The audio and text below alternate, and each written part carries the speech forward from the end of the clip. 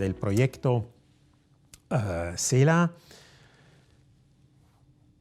basen sobre este pensamiento que he pintado con la curva, que es bien conocido como la curva de Pareto.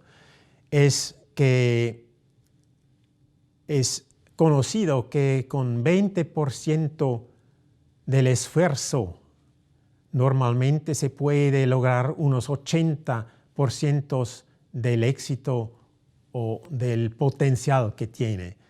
En respecto a los edificios o al tema de eficiencia energética, se puede decir eso también si tenemos una cierta experiencia. Y esa curva se puede interpretar, se ve que cero esfuerzo y cero éxito es el inicio, y se puede decir ya con aplicación de un sentido común de gente que no sabe mucho del oficio de construcción, se puede ganar unos 20% de un éxito posible. Si un experto optimiza un proyecto sin calculaciones, solamente basando en sus decisiones que le vienen por la cabeza, va a ser posible de lograr 60% de un posible éxito, de una posible optimización del proyecto. Es más o menos eso que en inglés se llama el educated guess. Y esos 20-80 regla es que hemos tomado como base en el desarrollo de nuestros 15 principios. Decimos que es posible hoy día, después de 40 o más años de experiencia en el ámbito de eficiencia energética, es posible de formular reglas de oro, algo así, que garantizan que podemos lograr 80% del posible suceso, del posible éxito de una optimización energética de un proyecto con solamente 20% del esfuerzo que también quiere decir costos. Y especialmente para proyectos de edificios más o menos simples, no muy grandes y con una tecnología no muy complicado, es bien posible, es bien la verdad. Y tenemos todos probablemente esta experiencia. Y eso es la base de los 15 principios. Los 15 principios les he listado por ahí, no voy a leerlos, vamos a comentar o voy a comentar en lo siguiente los más importantes en el siguiente, y aquí solamente quiero decir quiero llamar su atención a una división de estos 15 principios que me parecen muy importantes. Se ven que tenemos los primeros 9 principios que están en un marco que se llama principios de carácter constructivo, y tenemos los otros 6 principios que tienen el título carácter técnico. Y eso me parece muy importante porque detrás de eso es la convicción que es primeramente al inicio de un proyecto es muy importante que el planificador, el arquitecto, la arquitecta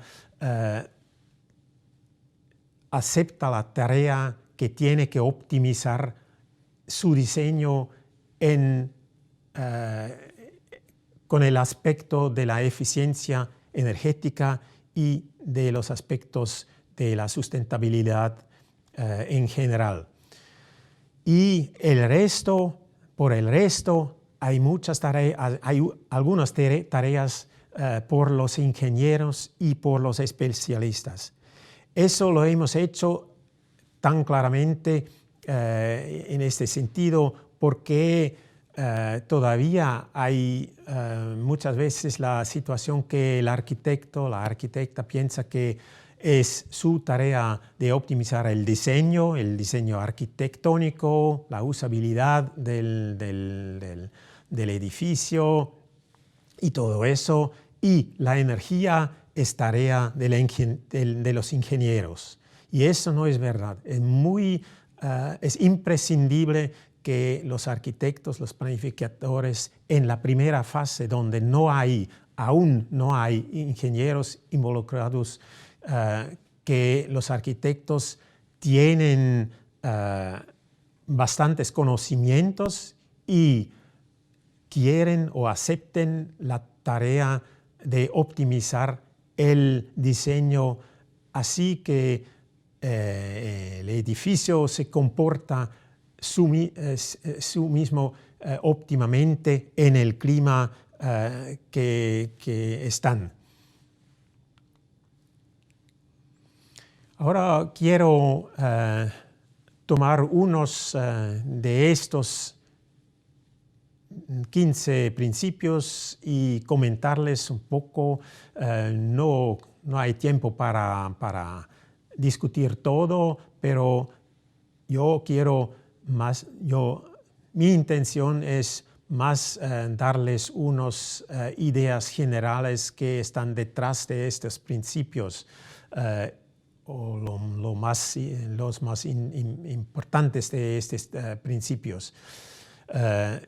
Y eso es el fin de este curso, que tienen presentaciones de muchos expertos que les van a explicar estos 15 principios en detalle. Yo voy a hacer comentarios de una cierta generalidad. Aquí el primer principio puede ser sorprendente para ustedes. Es el requisito que un diseño hacia la sustentabilidad solamente va a ser exitoso si es integrado del inicio. Es importante que de la primera línea del lápiz sobre papel hay la idea siempre presente que este proyecto debe finalizar como edificio sustentable. Empieza con esto, por ejemplo, que he dibujado aquí como perímetro de protección térmica y perímetro de hermeticidad. Parece muy trivial que se sabe que hay un clima interior y un clima exterior. Eso es la primera idea de la casa, de cortar un volumen del clima exterior y de acondicionarlo a un clima de alto confort para la gente que vive en estas casas. Pero aunque parece ser trivial, yo encontré muchas casas donde vi que la gente no tuve idea concepto claro, dónde exactamente es la barrera entre clima interior y clima exterior, donde hay que poner el aislamiento y donde no hay que olvidarlo. Y lo mismo es verdad para la hermeticidad. Lo he mostrado en este edificio multiresidencial a la derecha. Es un edificio que situado en una pendiente, se ve que hay una envolvente y la envolvente donde es la barrera entre temperatura interna hacia temperatura externa, es indicado en dos puntos críticos que se ve, es un ejemplo real y las partes del muro que son colorado en rojo, se ve ahí por la diferencia de los niveles que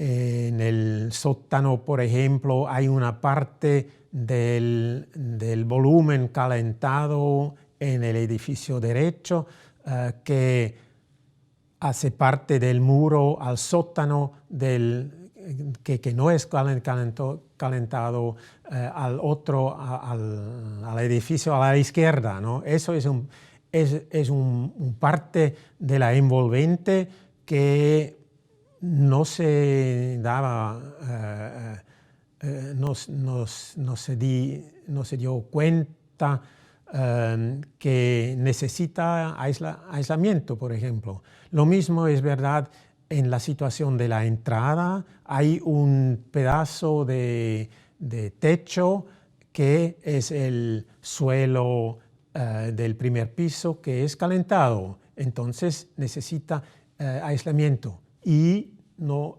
estaba porque no se tenía concepto claro de este perímetro de aislamiento. Y la entrada es indefinida, la entrada pasa por el sótano, que no hay calefacción, que no tiene que ser calefacción, y sube con las escalas y no se sabe, este espacio de escala ya es calentado o no es calentado, o dónde es la barrera, dónde es el perímetro del aislamiento. Todo es muy inseguro, muy inclaro, muy indefinido en este caso. Pues eso es el muy primer paso que debería ilustrar que es muy importante del muy inicio. Es necesario de pensar en estas cosas, en estos aspectos de eficiencia energética o de sustentabilidad.